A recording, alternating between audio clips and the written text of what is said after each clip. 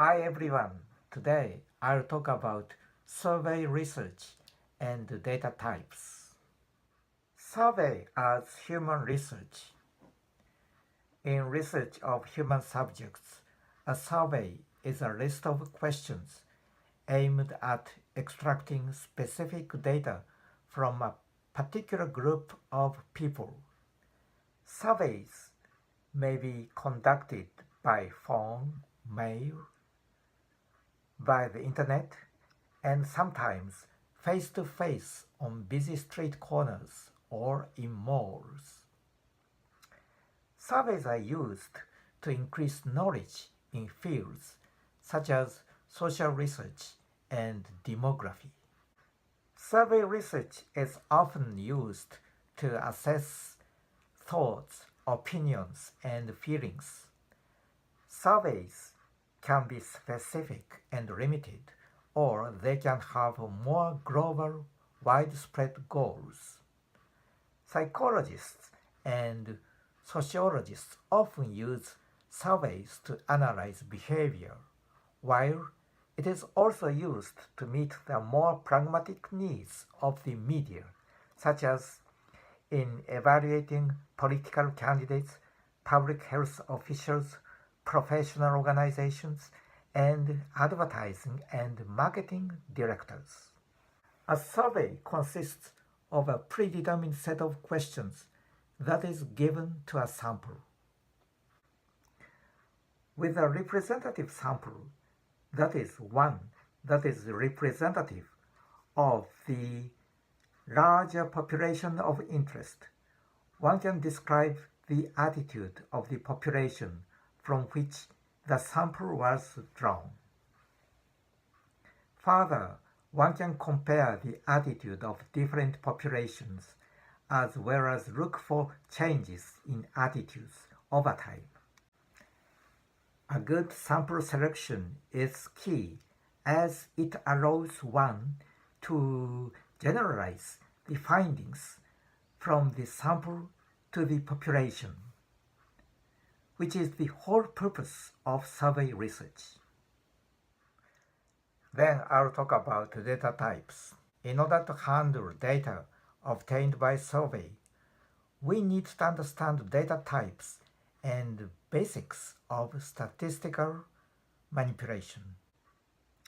In a very brief statement, statistics is the study of information. In more detail, would say that statistics involves planning, summarizing, analyzing, and interpreting data that describes our information. Data comes in many forms, and some data is more structured than other data. Data typically describes some characteristics to be studied, and that characteristic often described as a variable in the study.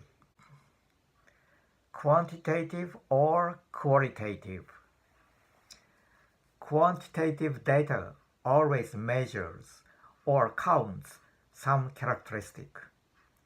Measuring generally answers the question, how much, while counting answers the question, how many.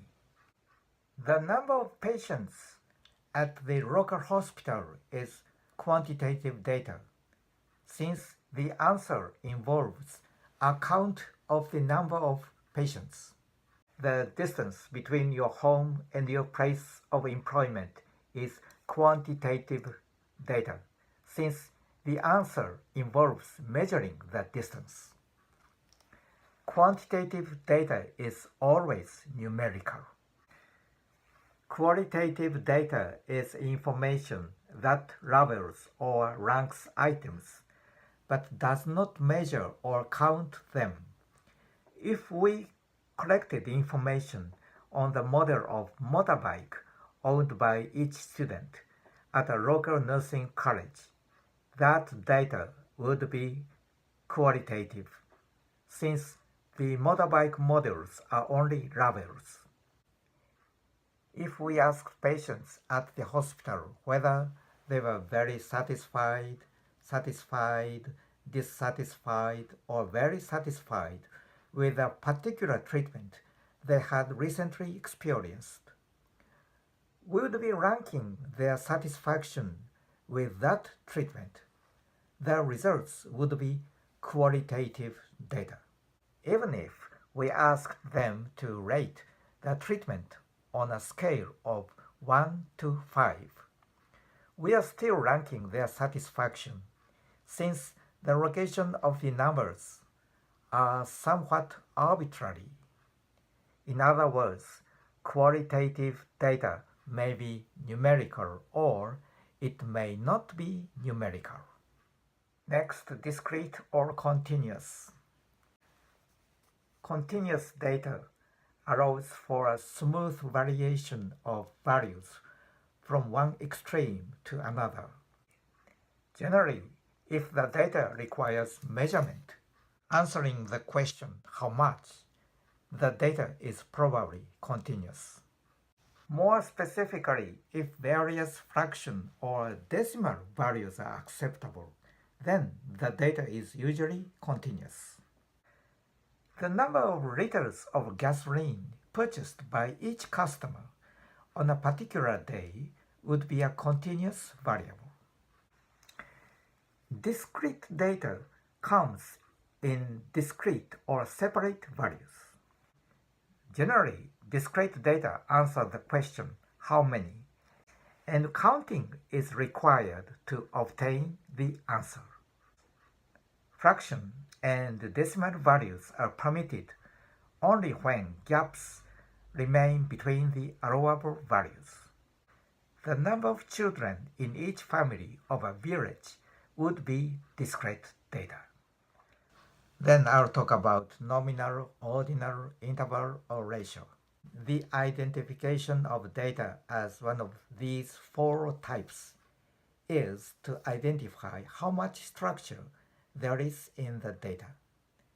Generally, qualitative data are either nominal or ordinal, and quantitative data are either interval or ratio data.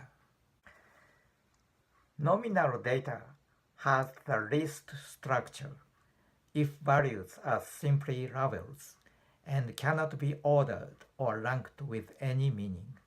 Then the data is nominal data.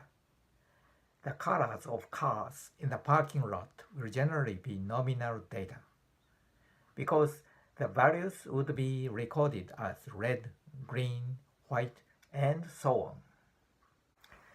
Ordinal data can be ordered or ranked, but does not measure or count some characteristic.